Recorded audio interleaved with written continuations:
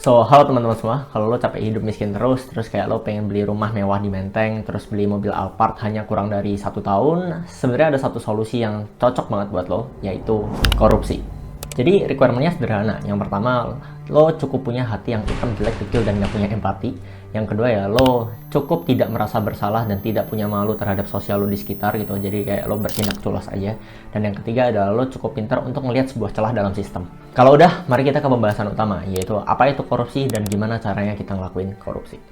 Untuk ngelakuin korupsi dan untuk ngebongkar cara kerja korupsi, kita harus tahu dasarnya dulu. Jadi gue udah melakukan research terhadap beberapa koruptor dan gue mengobservasi beberapa sifat yang mereka miliki, dan ya seperti biasa gue melakukan triangulasi informasi alias ngecek at least dari 3 sumber berbeda biar kita dapat satu pandangan utuh terhadap satu kasus tersebut. Kita masuk ke approach pertama, yaitu nyari tahu kata korupsi dari etimologisnya atau kata dasarnya. Jadi korupsi itu asalnya dari bahasa Latin, yaitu corruptio, yang artinya kebejatan, kebusukan, kejahatan gitu. Ya seperti definisinya kita tahu kalau misalnya dari kata dasarnya aja itu adalah sesuatu yang buruk, yang bejat gitu. Jadi di level internasional, United Nations di konvensinya yaitu United Nations Convention Against Corruption atau UNCAC itu mendefinisikan korupsi sebagai hal yang lebih luas. Jadi di sini UN itu mendefinisikan korupsi sebagai sesuatu yang korosif terhadap masyarakat, yaitu ya merusak demokrasi dan menyebabkan supremasi hukum yang akhirnya mengakibatkan turunnya kualitas hidup di satu peradaban tertentu. Jadi kalau di Indonesia kita punya Undang-Undang Nomor 31 Tahun 1999 yang ngejelasin tentang korupsi itu sendiri. Jadi setidaknya ada 7 kelompok definisi tentang korupsi. Yang paling sering kita temui di berita-berita atau kehidupan kita sehari-hari ya merugikan keuangan negara, suap menyuap, menyalahgunakan jabatan, dan ya gratifikasi atau ngasih hadiah untuk melancarkan suatu urusan tertentu. Jadi dari 3 definisi itu, dari kata dasarnya, etimologisnya, di level internasional dan di level nasional, kita sebenarnya bisa simpulin kalau misalnya korupsi itu nggak cuma ngomongin tentang uang, tapi juga bisa ngomongin tentang penyalahgunaan jabatan publik yang akhirnya ngerusak kepercayaan publik terhadap suatu sistem. Oke, pertanyaan selanjutnya adalah gimana caranya kita tahu apakah itu adalah korupsi? Gimana caranya kita ngukurnya? Emang ada kayak meteran untuk korupsi gitu? Dan jawabannya ada. Jadi ada satu matriks bernama Corruption Perception Index. Ini dikeluarin sama lembaga bernama Transparency International. Ini kayak lembaga internasional gitu. Dan ini penting untuk kita pahami karena kita jadinya bisa tahu variabel-variabel apa aja yang ditargetin oleh para koruptor. Jadi intinya level korupsi sebuah negara itu dihitung dari persepsi para ahli terhadap beberapa variabel yang dijadiin parameter dalam satuan matriks CPI ini. Semakin buruk skor variabel-variabel ini ya semakin buruk skor CPI suatu negara, dan ya semakin menurun ranking mereka dalam CPI-nya. Berdasarkan metodologi mereka, seenggaknya ada 5 variabel yang digunakan untuk mengukur si CPI ini. Yang pertama adalah penyuapan, yang kedua adalah penyalahgunaan dana publik, yang ketiga adalah penyalahgunaan jabatan untuk kepentingan pribadi, yang keempat adalah nepotisme, dan yang kelima adalah state capture atau congkeraman sebuah negara. Variabel yang paling menarik bagi gue di sini adalah penyalahgunaan jabatan publik untuk kepentingan pribadi, dan yang kedua adalah state capture, karena ya kedua variabel ini sering banget kita temui di kasus-kasus korupsi yang ada di Indonesia, kayak ya kemarin wakil ketua DPRD provinsi A gitu ya nitipin anaknya untuk masuk ke sekolah favorit, atau kayak kita lihat di berita-berita ada beberapa pihak atau beberapa tokoh yang nguasain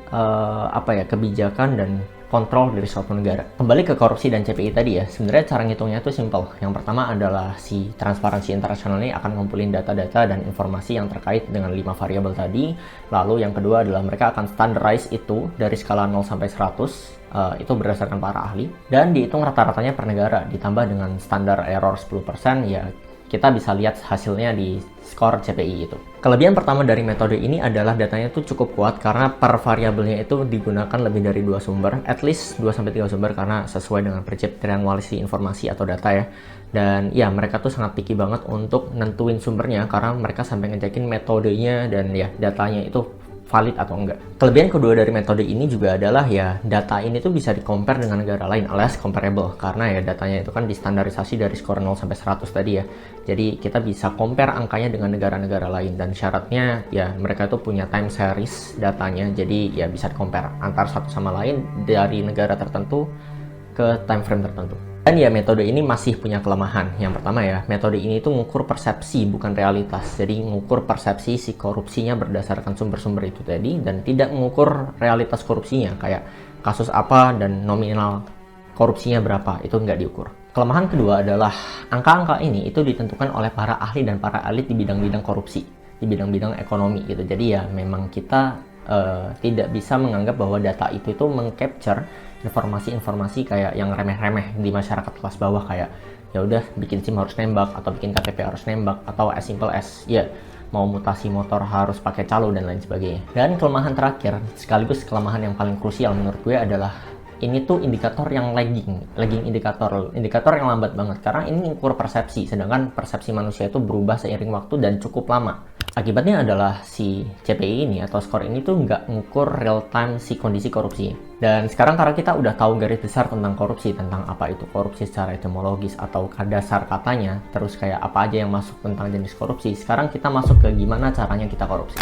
Gue nge-highlight 3 cara di sini. Cara pertama adalah lo harus mencari celah dalam satu sistem tertentu. Misalnya kayak ada birokrasi yang panjang, buat satu dokumen aja tuh butuh 10 meja, sampai akhirnya cuma dapat 1 tanda tangan. Itu lo harus lihat itu sebagai sebuah kesempatan, bukan sebuah kesulitan.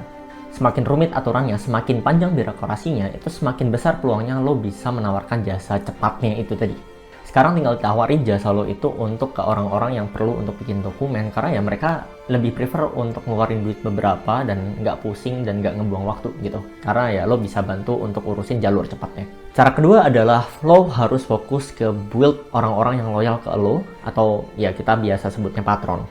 Karena patron-patron ini atau loyalis lo ini akan membantu lo korupsi di masa depan, ya kayak dengan cara ngasih proyek, dengan cara ngebocorin informasi, atau dengan cara ya ketika lo kesandung sebuah masalah, lo akan saling melindungi.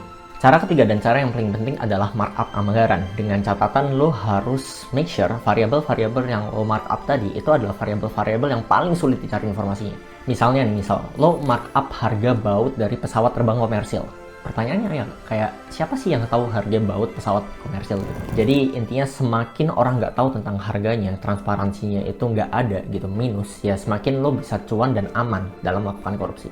Oke, jadi intinya korupsi itu bisa ada di segala sektor, tapi yang paling sering untuk ada kasus korupsi adalah di sektor-sektor yang harga-harga variabelnya itu susah untuk dicari tahu, alias transparansinya itu hampir minus. Disclaimer, ini bukan ajakan korupsi, gue nggak ngajak kalian korupsi, dan semoga konten ini tidak memotivasi kalian untuk korupsi. Jadi gitu aja, semoga konten ini bermanfaat, ya subscribe buat video-video menarik lainnya, dan ya sampai jumpa di video berikutnya. Bye-bye.